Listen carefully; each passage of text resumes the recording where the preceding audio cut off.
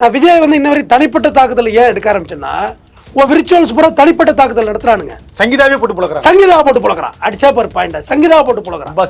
உங்க அண்ணில உங்க அண்ணன் பொண்டாட்டி 27 வருஷம் குடும்பம் எடுத்திருக்காடா, உனக்கு 2 வருஷமா தெரியும் அவங்கள. நான் படுப்புங்கிறது பொம்பளை பிள்ளைங்க இதெல்லாம் கேட்க குழு குழுன்னு யாருக்கு இருக்குன்னா விஜய்க்கு வேணா குழு குழு குழுன்னு இருக்கும், திரிசாவுக்கே இருக்காது.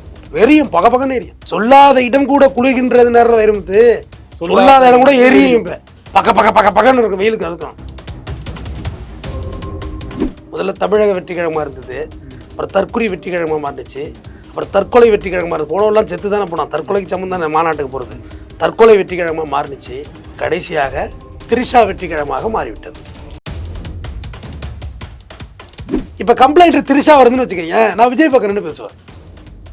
யார் விக்டிமோ அவங்க பக்கம் தான் நின்று பேசணும், அதுதான் நடுநிலைமை. சமத்துவமற்ற சமூக பொருளாதாரம் இல்லாத இந்த சூழலில் நடுநிலை என்ற ஒன்று கிடையாது. எவன் பாதிக்கப்பட்டானோ அவன் பக்கம் பேசணும். என் பேர்ல தான் ஃபேஸ்புக் ஐடி இருக்கு, என் பேர்ல தான் இன்ஸ்டாகிராம் இருக்கு, என் பேர்ல தான் ட்விட்டர் அக்கௌண்ட் வச்சிருக்கேன், என் பேர்ல தான் சேனல் வச்சிருக்கேன். நான் எங்கேயும் ஒளியலையே, மக்களோட மக்களாக தான் இருக்கேன். நான் மக்களுக்கான ரெப்ரஸன்டேட்டிவா. விஜய் நல்லது செய்ய சொல்லி நல்லது செஞ்சாரு, நான் பேசுறேன். ஒரே ஒரு நல்லது நீ செய், நான் அன்னைக்கு பாராட்டுறேன். நான் கண்டிப்பா பாராட்டுறேன். கவர்மெண்ட் மேல என்ன அலிகேஷன் இருக்குன்னு சொல்லி நான் பேசுறேன்.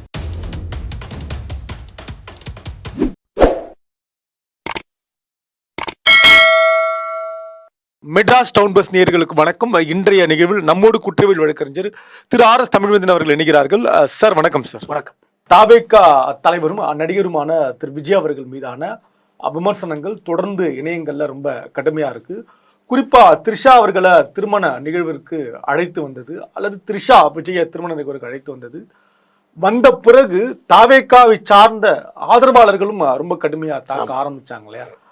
நீங்க இந்த மாற்றத்தை எப்படி பாக்குறீங்க? ஒரு கன்வே நடந்திருக்கு, மாறி இருக்காங்க, எப்படி பாக்குறீங்க? இல்ல, இது ஆரோக்கியமான மாற்றமா நான் பாக்குறேன். தாவேகா தொண்டர்களுக்கு வந்து நன்றி சொல்றேன். இந்த புரிதலை தான் ஆரம்பத்திலேருந்து நம்ம பேசணும். கழுவி கழுவி என்னெல்லாம் ஊத்துற, இன்பாக்ஸ்ல வந்து ஊத்துற, தைரியம் இருக்கான உள்ள போய் பார்த்தா ப்ரொஃபைல பிளாக் பண்ணி வச்சிருக்க, கழுவி கழுவி ஊத்துற, எதுக்கு ஊத்துறேன்னே தெரியல. இதைத்தான் நம்ம ஆரம்பத்திலேருந்தே சொல்லிட்டு வந்தோம் இந்த வாரியர்ஸ்ட்ட. முதல்ல தமிழக வெற்றி கழகமாக இருந்தது, அப்புறம் தற்கொலை வெற்றி கழகமாக மாறிடுச்சு, அப்புறம் தற்கொலை வெற்றி கழகமாக இருந்தது. போனவெல்லாம் செத்து தானே போனான், தற்கொலைக்கு சம்மந்தம் தான் மாநாட்டுக்கு போகிறது. தற்கொலை வெற்றி கழகமாக மாறிடுச்சு, கடைசியாக திரிஷா வெற்றி கழகமாக மாறிவிட்டது. திரிஷா பொதுச் செயலாளராக அறிவிக்கப்பட போகிறார். செங்கோட்டையன், புஷி ஆனந்த், ஆதவர்ஜிலாம் என்ன செய்ய போகிறாங்கன்னு தெரியல. ஆதவர்ஜினா இந்த கண்டிஷனில் இங்கே இருக்கவே மாட்டாப்புல. ஏன்னா மார்ட்டின் பாக்கு கட்டி வச்சு வெட்டி விடுவாப்புல. ஏன்னா அவர் கட்டி கொடுத்தது மார்ட்டின் பணக்காரரு, எப்படி சம்பாரிச்சாரோ லாட்டி சீட்டு. ஆனால் ஆதவர்ஜினா ஒன்றும் அவ்வளோ பெரிய பணக்காரர் கிடையாது. ஜிம் மாஸ்டர், இங்கிலீஷ் நாலேஜ் இருந்தது. ஜிம்முக்கு போனப்போ லவ் ஆகுது, கல்யாணம் பண்ணி வச்சிடறாரு. பால் விளையாடுறதுல பயங்கரமான நல்லவர். ஹைட் அவர் இருக்கார்ல, வளர்ந்தா கொஞ்சம் வித்தியாசமா அது. ஆமாம், சவுத் ஆப்பிரிக்கன் மாதிரி இருப்பார். பொண்ணு ஒரு பொண்ணு வச்சு கட்டி கொடுத்துட்டாரு, அதில் ஒன்றும் விமர்சனம் இல்லை. பட் இந்த கல்ச்சரை ஒத்துக்குவாங்களாலும் ஒத்துக்க மாட்டாங்க. இதை ஒத்துக்கிற நீ எல்லாத்துக்கும் நீனும் தயாரான தான் அதை ஒத்துக்க முடியும். இப்போ எப்படி இவர் நம்ம செங்கோட்டையில் இப்படி சின்னம்மானு கூப்பிடுவார், அவரை என்னன்னு கூப்பிடுவாங்கன்னு கேட்குறேன். சித்தின்னு கூப்பிட முடியுமா? அது கூப்பிடுவார், அவர் ஏற்கனவே கூப்பிட்டவங்க தானே. சின்னம்மானு கூப்பிடுவாங்களா? இல்லை புஷியானந்த ஒத்துக்க எல்லாம் அடிச்சு பம்மிட்டாங்களேங்க எல்லாருமே. எல்லா ஆளும் பம்மல் எல்லாம் ஒன்று. இதில் எப்படி தலை காட்டுறது? இதில் எப்படி 41 பேர் ஸ்டாம்பேடு வந்து திமுக சதி செஞ்சுருந்தீங்க, ஸ்ப்ரே அடிச்சதுன்னீங்க, ரைட்டு விட்டாச்சு. அடுத்த கட்டமாக என்ன செஞ்சீங்க? ஜனநாயகத்தை வந்து திமுக அமுக்கிட்டு இருந்தீங்க. டே அது சென்சார் போடுறா, மத்திய தணிக்கை குழுடா, நமக்கு அதுக்கு சம்மந்தம் இல்லைடா, ஐவர் கொண்டதுடா, கோர்ட்டில் இருக்கடா கேஸு. 2வது பாயிண்ட்டு, ஜனநாயகத்தை படத்தை அமுக்கிறதுக்கு முதல்வர் வந்து கண்டனம் தெரிவித்தார். ஏங்க அப்படி பண்ணுறீங்க, படத்துல எல்லாம் ஏங்க அப்படி விளையாடுறீங்கன்னு ராகுல் காந்தி கண்டனம் தெரிவித்தார். தமிழர்கள் வந்து சினிமாவோட கிளப் ஆனவங்க, அதில் தலையிடாங்க, ரொம்ப சென்சிட்டிவாக இருப்பாங்க, நமக்கு சினிமாவில் பிடிக்கும், சினிமாவுக்கும் நம்மளை பிடிக்கும், அதுலேயும் நீங்கள் வந்து வாயை திறக்கலை. அதுக்கு அடுத்து தஞ்சாவூர் மாநாட்டுக்கு போனீங்க, அதில் 5-6 பேர் ஆக்சிடென்ட் ஆகுறான். ஒரு நின்றுக்கிட்டு இருக்கிற ரயிலுக்கும் போயிட்டு இருக்கிற ரயிலுக்குள்ள வித்தியாசம் கூட தெரியாமல் ஜீப் ரிவர்ஸில் வந்ததுங்கிறான். ரன்னிங் ஷாட் எடுக்க உள்ள கேமரா தான்டா இந்த கிம்பிள் வச்சு எடுத்து பாருங்க, ரன்னிங் மாதிரி தெரியும். அது கூட தெரியல, பேசிக் நாலேஜ். பஸ்ஸில் ஜனலோரமாக உட்காந்து பார்த்தா தெரிய போகுது, நிதானமாக உட்காந்து பார்த்தா தெரியும். போதையில் உட்காந்து தூக்கத்தில் எதுவும் தெரியாது உங்களுக்கு, மிதக்கிற மாதிரி இருக்கும், பஸ்ஸே மிதக்கிற மாதிரி இருக்கும். நிதானமாக உட்காந்து விண்டோவில் பார்த்தீங்கன்னா பறிச்சு போஸ்ட் மரம்லாம் ஓடுற மாதிரி இருக்கும். போஸ்ட் மரம் ஓடுதா, பஸ் ஓடுதா? பஸ். அதுமாதிரி ரயிலில் உட்காந்துருக்க, பக்கத்தில் உள்ள ரயில் மூவ் ஆனால் நம்ம ரயில் மூவ் ஆகிற மாதிரி இருக்கும். சிக்னலில் உட்காந்து கார் நிறுத்திருக்கல, பக்கத்தில் உள்ள கார் மூவ், நம்ம கார் மூவ் ஆகிற மாதிரி பிரேக்கை பிடிச்சி அழுத்துவோம். இதெல்லாம் எல்லாருக்கும் உள்ள ஃபீலிங்ஸ். ஏன்னா பக்கத்தில் மூவ் ஆகிறது பார்ப்பீங்க, சடனாக ஓடுற மாதிரி இருக்கும். அதுமாரி ரிவர்ஸ் ஷாட்டில் அந்த கார் வர்ற மாதிரி இருக்குது. சரி அப்படியே அந்த கார் வந்தால் தான் என்ன, ஜீப் வந்தால் தான் என்ன, உடனே பின்னாடி வரக்கூடாதுன்னு சொல்லிட்டாங்களே. தலைவர் மேலே வந்து பாம்பும் போட்டிங்கன்னா செய்வீங்க தானே. நீங்களே வெடியை கொளுத்தி போட்டு திமுக கொளுத்தி போட்டு சொல்லுவீங்களா, சொல்ல மாட்டீங்களா? நிச்சயமா. இல்லை, நான்லாம் அரச பொருசலாக தாங்க தாவேக்காவை பேசிக்கிட்டு இருந்தேன். இவங்க திட்ட நானும் இறங்கி அடிக்க ஆரம்பிச்சிட்டேங்க. இல்லை, அவங்களும் கடுமையாக வினையாட்டுறாங்க, பதிலுக்கு அவங்களும் திருப்பி கடுமையாக அடிக்கிறாங்க. ஆமாம், நம்மளை நீங்கள் அடிக்க அடிச்சுட்டே தான் இருப்போம். நீ அமைதியாகிட்டா நாங்களும் அமைதியாகிட போகிறோம். இது எல்லாத்தும் முடிஞ்சிங்களா, மாநாடெல்லாம் முடிஞ்சுதா, கல்பாத்தி ஏஜிஎஸ் கல்பாத்தி அகோரம் யாராக வந்து அவர் தேட்டர் தெரியல, சிட்டிப்பூரா அவர் தேட்டர் இருக்குது. டி நகரில் இருக்குது, இல்லையோகத்தில் இருக்குது, இதில் இருக்குது, அது பேர் என்ன, ஈசிஆரில் இருக்குது, மதுரவாயில் இருக்குது. பெரிய கம்பெனி. அவங்க பொண்ணு கல்யாணத்துக்கு ஜோடியாக வந்து இறங்குறாங்க. கல்யாணத்தில் சோழி முடிஞ்சுது. விர்ச்சுவல் வாரியர்ஸ் இப்போ தான் அவங்க எஜுகேட் ஆகுறாங்கங்கிறது என்னோட கருத்து. நான் இந்த புள்ளியை தான் நான் விரும்பினேனே.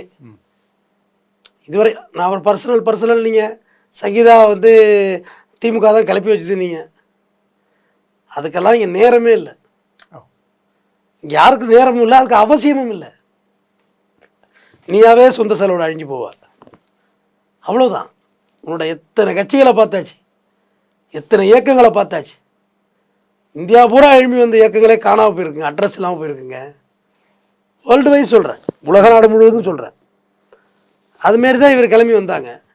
கிளம்பி வந்து உங்களோட உள்கட்டமைப்பை நல்லா வளப்படுத்தி உங்களோட இன்ஃப்ராஸ்ட்ரக்சரை டெவலப் பண்ணி கட்சியை வளர்த்துருக்கணும். நீங்கள் காதலையில் வளர்க்குறீங்க, காதலை வளர்த்தா பரவாயில்ல, கள்ள காதலையில் வளர்க்குறீங்க. இதில் கூட சார் எனக்கு என்னென்னா எமோஷன்ற எனக்கும் மக்களுக்குமான உறவுன்றது எலெக்ஷன் கிடையாது, எமோஷன் அப்படின்னு சொல்கிறாரு இல்லையா. மனைவி 25 ஆண்டு காலமாக 27 வருடமா அந்த மனைவி இருக்காங்க, மகள் இருக்காங்க, அவங்களுக்கு எமோஷன் இருக்காதா? அது எப்படி சார், அது என்ன சைக்கோ? இவருக்கு வந்து சைக்கு தான், சைக் டவ். இவருக்கு வந்து எமோஷன் இருக்கும் மக்களோட, அவங்களுக்கு ஒரு எமோஷன் இருக்குமே. இவங்க மேலே காட்டுற எமோஷனில் அந்த 3 பேர் மேலே காட்ட முடியாதா? காட்டணும், பொண்டாட்டி மேலே நீ அவங்களோட வேணுமோ போய் எங்கே வேணுமோ போ, ஆனால் குடும்ப கட்டமைப்பை நீ உடைச்சே இருக்கக்கூடாது. எனக்கு தெரிஞ்சு இவர் விஜயை பற்றி இன்னொரு தகவல் ஒன்று சொல்கிறாங்க, அது கன்ஃபர்மேஷன் நான் பண்ண முடியாது, பட் தகவல்கள் வெளியாகுது சோசியல் மீடியாவில். பல செய்தி அதிர்ச்சியாக வெளியே வந்து. ஆமாம், விஜய் வந்து ரொம்ப செக்ஸுவல் வந்து பயங்கரமான வல்கரபிள் இருக்கும், பயங்கரமாக வல்காரிட்டியாக நடந்துக்குவார், கடிப்பார். அதனால தான் சங்கீதா போகிறாங்கன்னு ஒரு தகவல் சொல்கிறாங்க. எந்த அளவுக்கு யார் நம்பகத்தன்மையாக உள்ள விஷயம்னு தெரியல. ஆனால் தகவல் வெளியாக. ஆனால் அவங்க சைக்கோன்னு சொல்கிறாங்க இல்லையா, அவங்க சைக்கோன்றாங்க, அவங்க சைக்கோங்கிறாங்க. விஜய் வந்து சைக்கோ தான், யாரும் இல்லைன்னது. இப்போ எஸ்எஸ்சி அவங்க அப்பாவோட பேட்டி ஒன்று காலைல பார்த்துட்டு வந்தேன். ஒரு பெரிய கிளிட்ஸ் நிறுவனத்துக்கு கொடுத்துருக்குறாங்க பேட்டி. விஜய் வந்து சின்ன வயசுலேருந்தே யார்கிட்டையும் பேச மாட்டான், அமைதியாக இருப்பான் அப்படின்னு சொல்கிறாரு. பேசாமல் அமைதியாக இருக்கிறவன் வந்து எல்லாரும் அமைதி வந்து முற்றும் துறந்த ஞானமாகி தெளிந்த பிறகு தான் நீங்கள் அமைதியாக முடியும். முதல்ல கத்துவீங்க, கதறுவீங்க, பேசுவீங்க, திட்டுவீங்க, அப்புறம் மாதிரி உங்களுக்குள்ள ஒரு காம்டவுன் உருவாகும். இவரோட பிறவியிலேருந்து எனக்கு முனிவரா? விஜயோட கேரக்டர் அதுங்க. கூட்டத்தை பிடிக்காது விஜய்க்கு. உளவியல் மனநோய் இல்லையா? மனநோய், கூட்டத்தை பிடிக்காது. எல்லாரும் கல்யாண வீட்டுக்கெல்லாம் போய் நம்ம என்ஜாய் பண்ண முடியாது தெரியுமா? கல்யாண வீட்டில் சில பேர் வந்து அங்கே சாம்பார் வைங்க, இங்கே பருப்பு வைங்க, ஏய் சாப்பாடு எடுத்துகிட்டு வா, ஏய் மாப்பிள்ளை வந்துட்டான் அது வந்துட்டான், பிஸியாக இருப்பாங்க. அதை நீங்கள் செஞ்சு பார்க்க முடியுமா உங்களால்? அதுக்கு ஒரு பெரிய மனப்பான்மை வேணும். கூச்ச சுபாவம் இல்லாமல் ஒரு மாதிரி சுப்பீரியர் பவரில் தான் அதை ஹேண்டில் பண்ண முடியும். சாவுட்டுக்கு போகிறீங்களா, அந்த பாடியெல்லாம் குளியாட்டுவாங்க தெரியுமா? அது எல்லாரையும் பண்ண முடியாது. அதை எடுத்து அந்த அருவறுப்பு இல்லாமல் ஒரு பாடியை அலசணும். புனிதமான வேலை தான் அது, அலசி கிளசி எடுப்பாங்க. அது எங்கள் ஊரில் சில என் நண்பர்களே சில பேர் இன்ட்ரெஸ்டாக செய்வாங்க அதெல்லாம். பட் நமக்கு அது தெரியல, நின்று வேடிக்கை பார்க்க தெரியும், அவ்வளோதான். அதுக்கு ஒரு பெரிய மனப்பான்மை வேணும். ரோட்டில் யாராவது ஆக்சிடென்ட் ஆகிருந்தால் தைரியமாக என் காரில் தூக்கி ஏற்றுவேன். என் காரில் ஒரு 7 பேர் ஏற்றிருக்கேன், 5 பேரை காப்பாற்றிருக்கேன், 2 பேர் செத்துருக்காங்க. என் வண்டியில் தான், வேறு யார் வண்டியில், என் வண்டியில். ஆமாம், ரெக்ஸின் தானுங்க, வெறும் வேறு என்னது ரெக்ஸின் தானே, அது கிளாத்து தானே, அது என்ன ஆகிட போகுது? ஆம்புலன்ஸாக ஏற்றிட்டு போகுது. நம்மளால் முடிஞ்சதை செய்வோம்னு நினைக்கிறது. அது எல்லாருக்கும் அந்த மனப்பான்மை வராது. பயமாக இருக்கும். சில பேர் ரத்தத்தை பார்த்தா, சில பேர் அருவறுப்பாக இருக்கும், குடல்லாம் தள்ளி போயிருக்கும் மாதிரி அருவறுப்பாக இருக்கும். சில பேருக்கு நமக்கு ஏண்டா இதெல்லாம், எங்கேயும் செத்துட்டு போகிறோம் நமக்கு ஏண்டான்னு இருக்கும். அது எல்லாத்தையும் கடந்த ஒரு மனப்பான்மை வேணும். நான் இதை செஞ்சேங்கிறத விட இதெல்லாம் கம்மி, ஒரு பர்சன்டேஜ் தான் சொசைட்டியில் நான் செஞ்சுருக்குது, இன்னும் நிறையா இருக்குது. பட் விஜய் அவர்கள் திரிசாவோட வருந்ததுக்கு அருவறுப்பு அடைஞ்சிருக்கணும். ஆனால் அவங்க கட்சிக்காரெல்லாம் ஆகிட்டான், டென்ஷன் ஆகிட்டான். கட்சியில் உள்ள லேடிஸ் பூரா காரி துப்பிட்டு ஒரே நாளில். நான் ஒன்று கேட்குறேன், கொச்சிக்காதீங்க. குப்பைக்காரன் 3 பொண்டாட்டி வச்சுருக்கான், எங்கள்கிட்ட பணம் இருக்க வச்சுக்கிறோன்னு ஒரு பொண்ணு சொல்லுது. என்ன மாதிரி உளவியல் இது? அது என்ன குப்பைக்காரன் தூய்மை பணியாளர்னு பேர் வச்சார் கலைஞர் கருணாநிதி. துப்புரவு பணியாளர் அதுவே தமிழ் பேர் தான். அதுவே தமிழ் பேர் தான். அது ஒன்றும் தவறான பேர் இல்லை. துப்புரவு பணிங்கிறது ஒரு தமிழ் தான். அதை உடைச்சு தூய்மை பணியாளர்னு வச்சார். இது எப்படி நீங்கள் இந்த உளவியலை எப்படி பார்க்குறீங்க? காசு இருக்குன்னு காலரை தூக்கி விட்டுதான். இல்லை, அந்த பொண்ணு பேசுகிற பொண்ணு ஒரு பெரிய ப்ரொஃபைலாக தெரியல எனக்கு பார்க்க. அது என்ன உளவியல்? குப்பைக்காரன் 3 பொண்ணாட்டி வச்சுருக்கான், நாங்கள் வச்சுக்கிட்டானுன்னு கேட்குது. அது ரைட், நாங்கள் அக்காவாக இருப்போம், தங்கச்சியாக இருப்போம், கூட படுப்போம், உங்களுக்கு என்னடான்னு கேட்டது ஒரு விஜய் ரசிகை தான் கேட்டு. ஆமாம் ஆமாம். இது எவ்வளோ மோசமான உளவியல் தெரியுங்களா? தவறாக போயிடுவாங்க. பிரியமானவளேன்னு ஒரு படம் இருக்குது விஜய்க்கு, சிம்ரன் மேடம் நடிச்சிருப்பாங்க. அதில் வந்து அது ஒரு பிக்காளித்தனமான கதை, டப்பிங் படம்னு வச்சேங்க. அது ஒரு மாதிரி போவோம். சிம்ரனை கிட்டத்தட்ட ப்ராஸ்டியூட் லெவலில் காமிச்சிருப்போம். அந்த கதை அப்படி தான் இருக்கும். 1 வருடம். ஆமாம். அதில் ஒரு காட்சியில் வந்து பிறகு இந்த வளகாப்பெல்லாம் பண்ணுவாங்க. எல்லாம் பண்ணி வரக்குள்ள இறுதியாக அவர் சொல்லுவார், கேமரா எப்படி இருக்குன்னு வச்சுங்க, இந்த கேமரா பண்ணிருக்காரு, இந்த எனக்கு வந்து நீ க்ளோஸ் வைக்கணும், க்ளோஸ் வைக்கணும், இது வரைக்கும் வைக்கணும், உட்காந்து கிளாஸ் எடுக்கிற மாதிரி இருக்குது, இது வரைக்கும் வைக்கணும். ஆனால் க்ளோஸ் இங்கே வச்சு நான் நினச்சேன்னா சிம்ரன் இங்கே நிற்பாங்க, தர்கார் கேமராமேன் ஒன்று இங்கே வை கேமரா, இல்லை இங்கே வைக்கலாம் கேமரா, இல்லை அகிலா போட்டு, அப்போ அகிலா தான், ட்ரோன் கிடையாது, மேலேருந்து எடுக்கணும், என்ன இதான் ஷார்ட்டு, இல்லை ஃப்ரேம் இங்கேருந்து வைக்கணும், சென்டரில் கேமரா வச்சு மல்லாக்க வைக்கணும், கேமராமேன் இப்படி தான் ஷார்ட் எடுக்க முடியும்.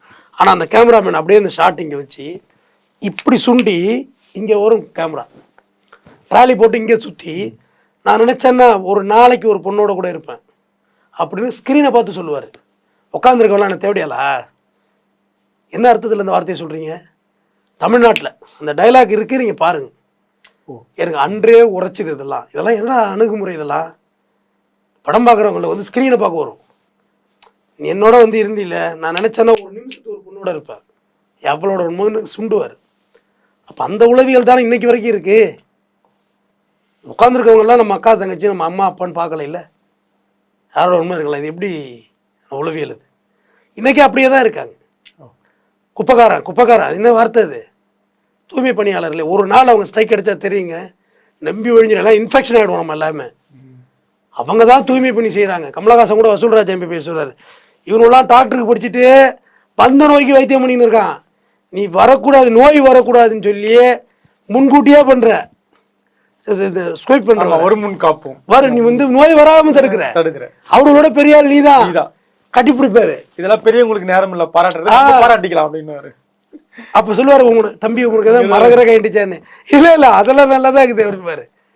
அந்த ஜீனியஸ் ரைட்டர், அந்த ரைட்டு அந்த ரைட் பண்ணவர், அந்த கதையில் அந்த கதாபாத்திரத்தை ஒரு டெவலப்மெண்ட். ஏன் அதை வந்து ஒரு நர்ஸுக்கு செஞ்சு காட்டியிருக்கலாம்?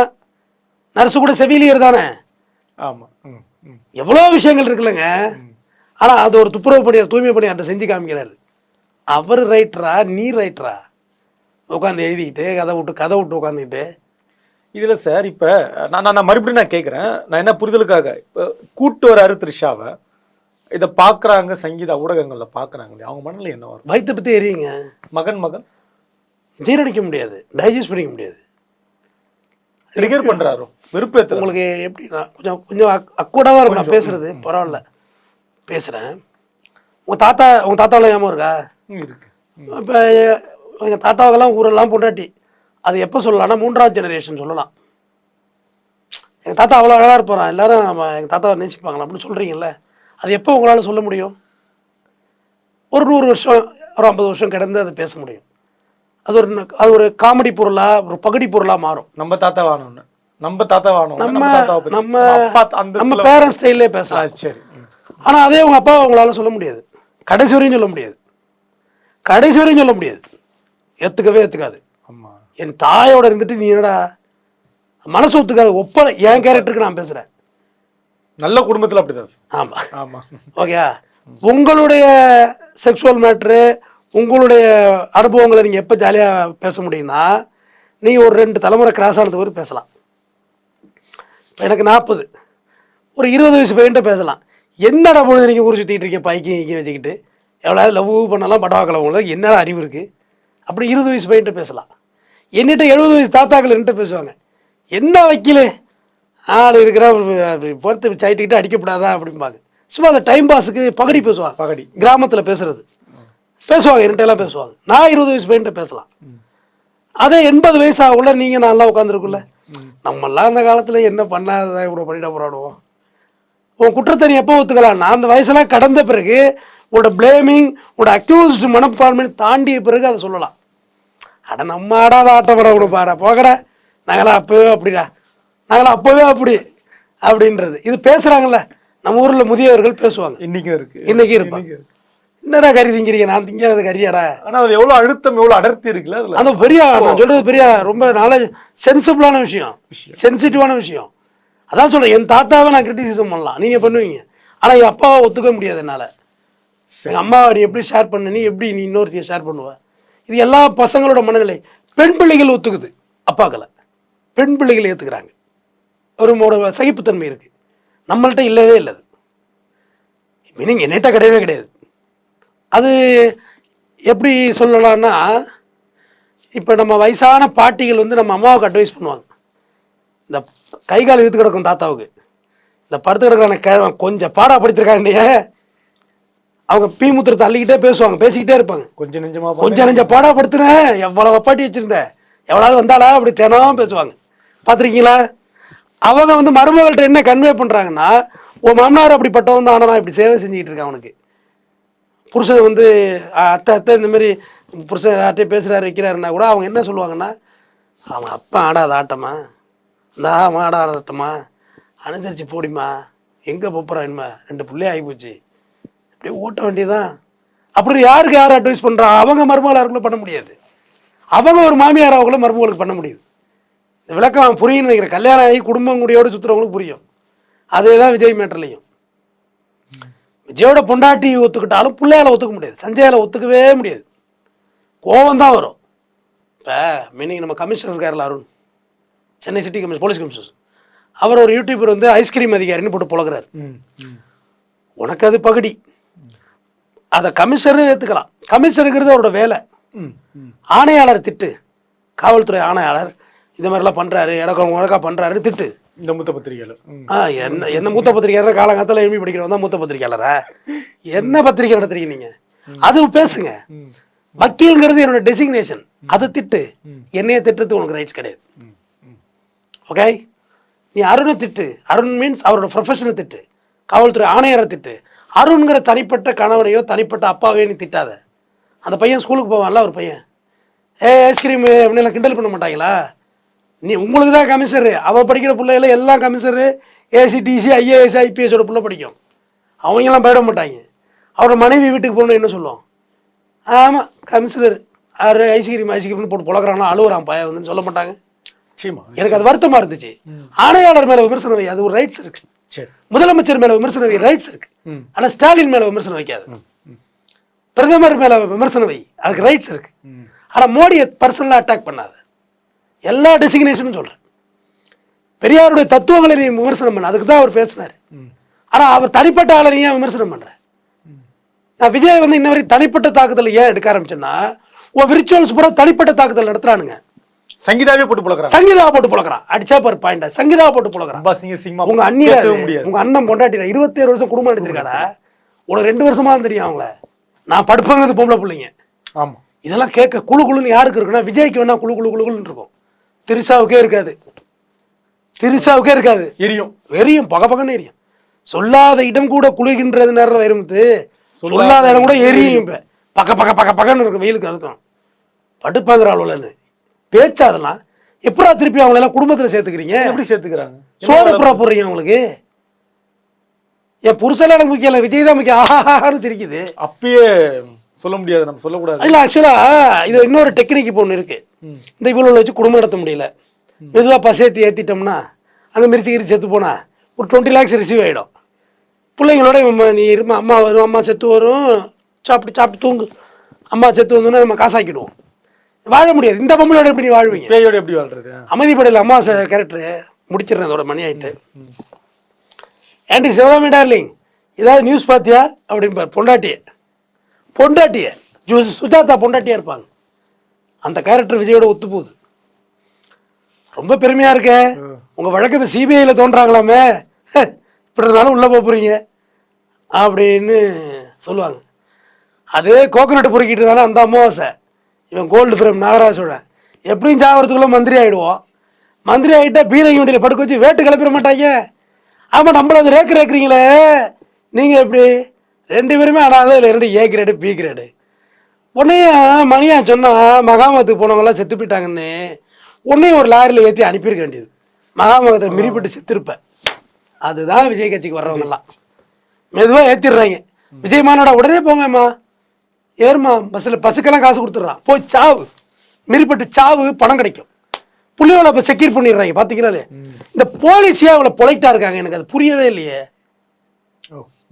போலீஸு ஒரு உங்கள்கிட்ட காட்டுற ஒரு வீரத்தை கூட அவங்கள்ட்ட காட்ட மாட்டாங்களா, இல்லை இறக்கப்படுறாங்களா?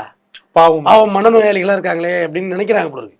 தஞ்சாவூர் பிள்ளையாமா ஒரு போலீஸ்கார் கேட்குறாரு, குழந்தை இருக்க தொட்டு தான் அந்த இறக்கம் இருக்குது. எல்லா நேரத்துலையும் போலீஸ் இறக்கத்தை எதிர்பார்க்க போகிறாங்க, அடித்து பொழந்து இற கட்டுருவாங்க. புள்ளையே கொண்டு அம்மா வர்ற வெயிலில் போமான்னு அப்படியே போய் காட்டு வழியாக உள்ளே வந்து போடுறாங்க. அப்போ அந்த ஆஃபீஸர் எதுக்கு சொல்கிறான்னு கூட அறிவு இல்லையா? பேசிக் சென்ஸ் வேண்டாமா? இந்த வெயிலுக்கு இந்த கம்ஃபர்ட் ஜோனில் தான் இருக்க முடியும். இவ்வளோ லைட்டு போட்டிருக்கீங்க, செத்தலர் ஏசி அப்படின்னு உட்காருங்க, துரத்துறன்னு இப்போ ஓட ஆரம்பிச்சிடும். இந்த வெயில் வெப்பம் எவ்வளோ லைட்டிங்ஸ் அடிக்குது. அப்போ சூரிய வெளிச்சத்துக்கு நீங்கள் ஏதாவது விளக்கு இருக்கா? செல்லூர் ராஜை வச்சு மொத்தமாக ஏசி தான் போடணும். மகளிர் தினத்துக்கு அறிவிக்கிறார் விஜய் அவர்கள். அதான் ஆண் ரேஷன் கடை தனி, பெண் ரேஷன் கடை தனி. இந்த ரேஷன் கடை பணியாளர் ஏன் ஸ்ட்ரைக் பண்ணாமல் இருக்காங்க எனக்கு புரியலையே. ஒரு கண்ட சங்கம் இருக்குல்ல அவங்களுக்கு. நாங்கள் எங்கடா பாலியல் தொல்லை பண்ணோம் ஒன்றை மாரிக்க, எப்படி அது மாதிரி சொன்னோன்னு கேட்டிருக்கணும்ல.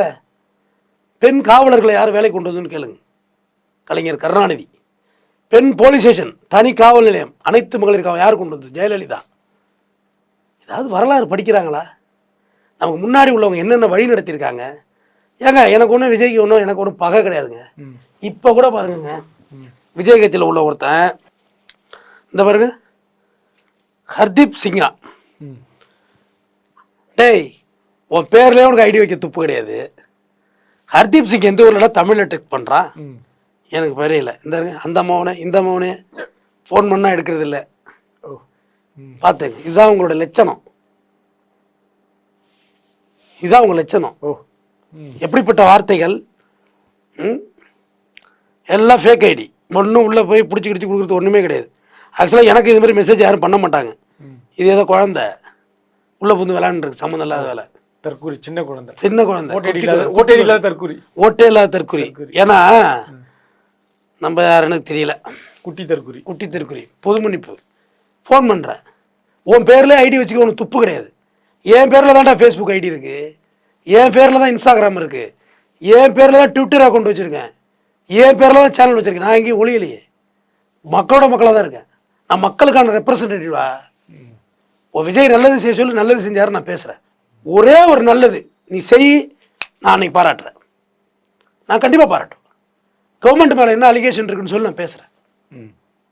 ரூலிங் பார்ட்டி இருக்குல்ல, நான் அஜித்குமார் படுகொலை கர்நாபகம்னு விமர்சிச்சிருக்கேன் தமிழ்நாடு போலீஸை.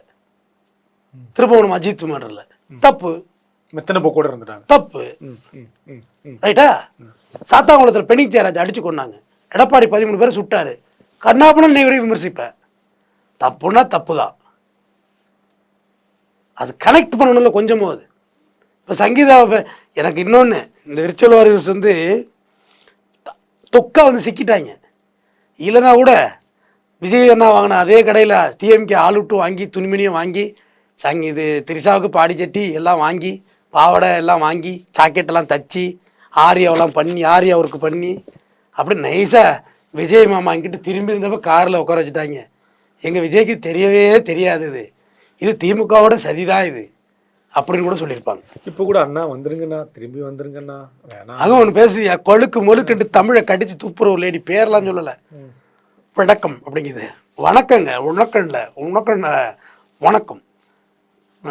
என்ன ஒரு வன்மம்லாம் யாரும் இல்லை. ஐ ஸ்டாண்ட் வித் சங்கீதா, ஓகேயா? எல்லாருமே சொல்கிறேன், நம்ம வந்து சகோதரிகள் இருக்கிறாங்க, நம்ம சகோதரியோட பிறந்திருக்கோம், நமக்கு நம்ம அக்கா பக்கத்துக்கு தான் நம்ம நிற்போம். அது தப்போ சரியா அதெல்லாம் தேவையில்ல. அது தப்புனா தவறுனா தவறு தான். பட் இன்னொருத்த இல்லோகியல் அஃபேரோட நம்ம அக்கா வீட்டுக்காரர் போகிறது நம்ம எப்படி ஏற்றுக்க முடியும்? நான் அப்பாவே முடியாதுன்னு சொல்லிட்டேன், ஏற்றுக்க முடியாது. பல இடங்களில் கொண்டுடுவாங்க. ஆமாம், இப்போ நான் அதே என்ன சொல்கிறேன், நான் பல இடங்களில் மாறுபட்ட கருத்துக்கள் என்று நான் பேசியிருக்கேன். இந்த விஷயங்களுக்கெல்லாம் திருமணம், லவ் இதெல்லாம் ரொம்ப சென்சிட்டிவ். ஜாதி ஒரு சென்சிட்டிவ். இதுக்குள்ளே நம்ம இஷ்டத்துக்கெல்லாம் கம்பு சுற்றக்கூடாது. இருக்கிற ஃபேக்ட் என்னவோ அதை பேசி அப்படி விட்டுறணும். சரி. அதுதான் நல்லதும் கூட. நம்ம ஆல்ரெடி எரிஞ்சிக்கிட்டு இருக்கு, அதில் போய் நீ பெட்ரோலை ஸ்ப்ரே பண்ணால் எப்படி? எல்லா ஜாதியும் எரிஞ்சுதாங்க இருக்கீங்க, பகன்னு மிஸ் ஆனால் பகை தான். அதை போய் நம்ம பெட்ரோல் அடிக்கக்கூடாது, இன்னும் பற்றிக்கும். சங்கீதாவுக்கு இப்போ நியாயம் கிடைக்கணும். 250 கோடி அவுட் ஆஃப் கோர்ட் செட்டில்மெண்ட் பேசியிருக்காருல்ல, அதை கொடுத்துட்டு இன்னொரு 50 கோடி கூட எக்ஸ்ட்ரா கொடுத்துட்டு தேர்தல் வரையும் என் கூட இரு, ஒரு அக்ரிமெண்ட் போட்டுக்கோ. அக்ரிமெண்ட் தான் இருக்கிற பிரியமானவரை போட்டவர் தானே, 1 வருஷத்துக்கு போடுவார். ஆமாம், தேர்தல் வரையும் இரு. எஸ்பிபி வரை செத்து விட்டார், அதில் அப்பாவாக இருப்பார், அந்த அளவு நடிக்க வச்சாங்க. தேர்தல் வரைக்கும் என் கூட இரு, இந்த ஏஜிஎஸ் தேட்டரு, இந்த கல்யாணம், இந்த கர்மாதி, அடுத்தடுத்த ஸ்டாம்பேடு, இதுக்கெல்லாம் நீயே நிதி உதவி கொடு, ஓட்டாவது போடுவாங்க. நேற்று கல்யாணத்துக்கு வந்தார்ல மாதம்பட்டி ரெங்கராஜோட முடிக்கிறார். சமீபத்தில் பாலியல் சர்ச்சையில் சிக்கி மாதம்பட்டியை தான் போட்டு பிணைஞ்சாங்க. நம்ம மாதம்பட்டி பக்கம் தான் நின்று பேசணும். காரணம் கம்ப்ளைண்ட் சுருதி இல்லை, கம்ப்ளைண்ட் ஜாய்க்கு ரிசல்ட்டா. அதோட நான் மாதம்பட்டிக்கு சப்போர்ட்டாக பேசினேன். இப்போ கம்ப்ளைண்ட் திரிஷா வருதுன்னு வச்சுக்கோங்க, நான் விஜய் பக்கம் நின்று பேசுவேன். யார் விக்டிமோ அவங்க பக்கம் தான் நின்று பேசணும். அதுதான் நடுநிலைமை. சமத்துவமற்ற சமூக பொருளாதாரம் இல்லாத இந்த சூழலில் நடுநிலை என்ற ஒன்று கிடையாது. எவன் பாதிக்கப்பட்டானோ அவன் பக்கம் பேசணும். தொடர்ந்து பேசுவோம். நன்றி சார்.